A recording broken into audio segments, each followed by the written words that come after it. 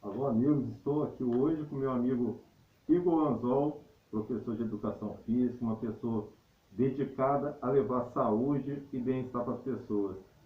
Igor, é um prazer ter você comigo aqui hoje, nesse bate-papo, nesse podcast.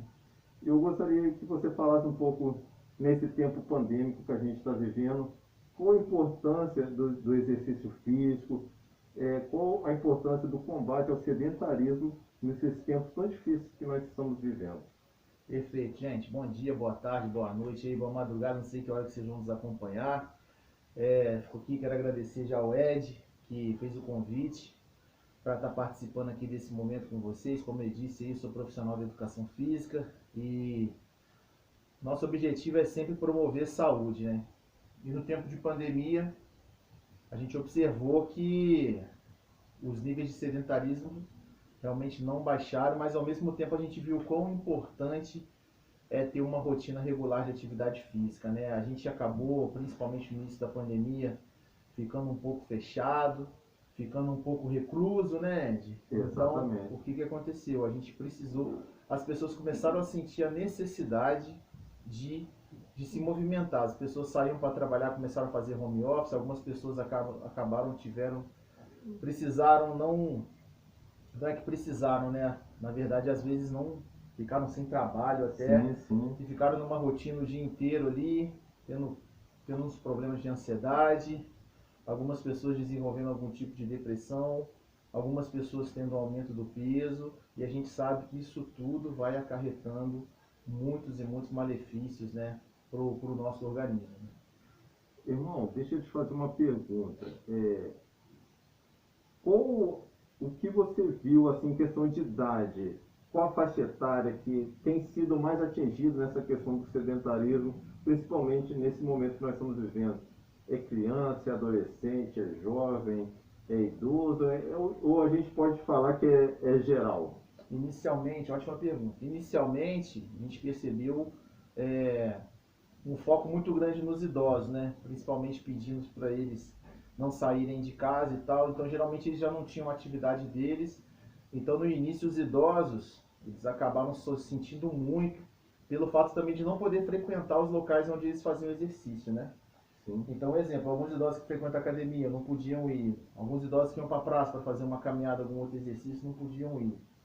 Né? Algumas pessoas ainda ficaram um tempo, mas depois voltaram a trabalhar. Então, essas pessoas também começaram sentindo, mas depois deu uma diminuída. E a gente observa que as crianças também, né? As crianças, os adolescentes começaram a fazer esse formato de aula online, né?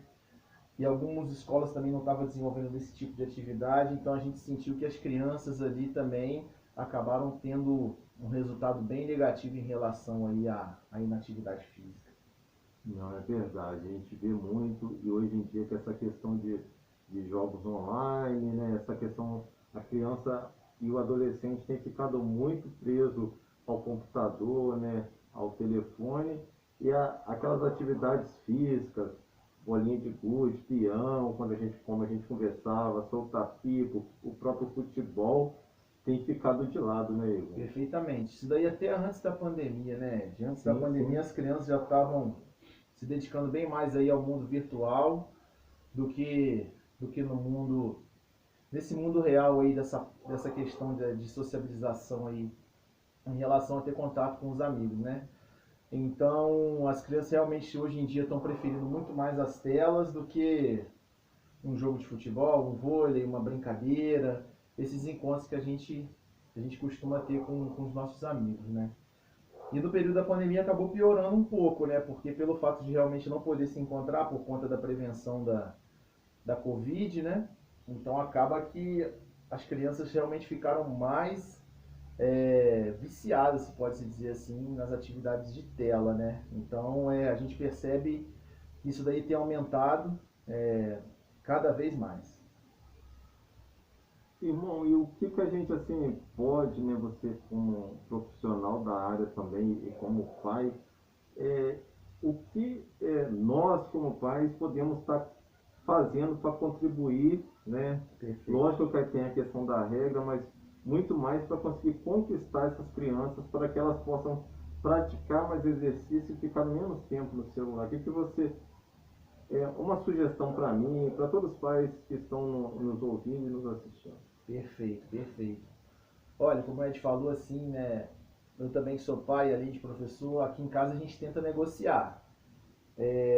Deixa um período para jogar, depois daquele período vai fazer alguma atividade que não é ligada na tela, Sim, sim. né?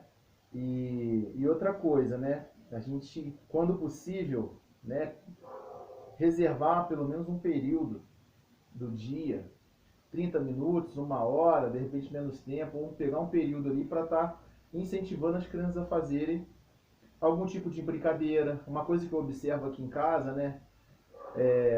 A nossa filha ainda tem 6 anos, então quando eu proponho para ela fazer uma brincadeira e jogar, ela ainda prefere vir brincar comigo.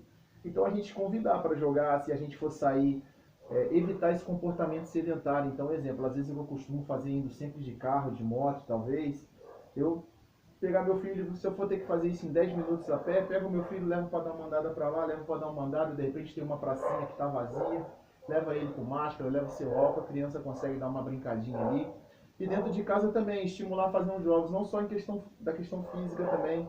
Mas, exemplo, você pegar um jogo da memória, um quebra-cabeça, você aumentar aquele momento de afetividade com o filho ali e aproveitar ele para estimular outras formas. Porque, tipo assim, não tem como a gente ir contra as telas hoje, né? A criançada usa cada vez mais, até para o desenvolvimento deles mesmo. Sim. Mas o que acontece? A gente dosar isso aí e sempre estimular e dar o exemplo, né? A gente dá o exemplo, mostrar que a gente também busca uma vida mais ativa, uma vida com uma atividade física maior, que realmente os filhos vão ver a gente e vão colocar nós como exemplo e vão seguir o nosso caminho aí. A nossa participação, né? Você falou muito bem aí da caminhada com os filhos, da brincadeira, é aquele momento que os pais, brincam, correm, vamos postar uma corrida, poxa, vamos ver quem chega ali primeiro, e aí você criar estratégias para tirar eles um pouquinho da tela, né? Interagir com eles. Eu acho que assim, diante disso que você falou, acho que falta para nós, né, colocar no contexto geral, nós pais interagimos com os nossos filhos mais. Perfeito. Você dentro da sua casa, às vezes na sua casa não tem tanto espaço, quantas brincadeiras você consegue fazer? Você fazia às vezes um morto-vivo, às vezes como eu citei aqui, essa brincadeira do jogo da memória, às vezes você consegue fazer, nem que seja num apartamento, um pique-esconde rapidinho, alguma coisinha assim. Tirar a criança dali, exemplo, eu acho que o mais interessante, Ed, é isso, o pai entender que ele precisa se movimentar, o pai e a mãe, né, os responsáveis, e incentivarem as crianças a fazer o mesmo, né? Porque às vezes a rotina é meio pesada, a gente chega um pouco cansado e tal, aí deita, que não tem tanto gás para fazer com a criança. Então, pela criança, ela vai ficar lá na dela.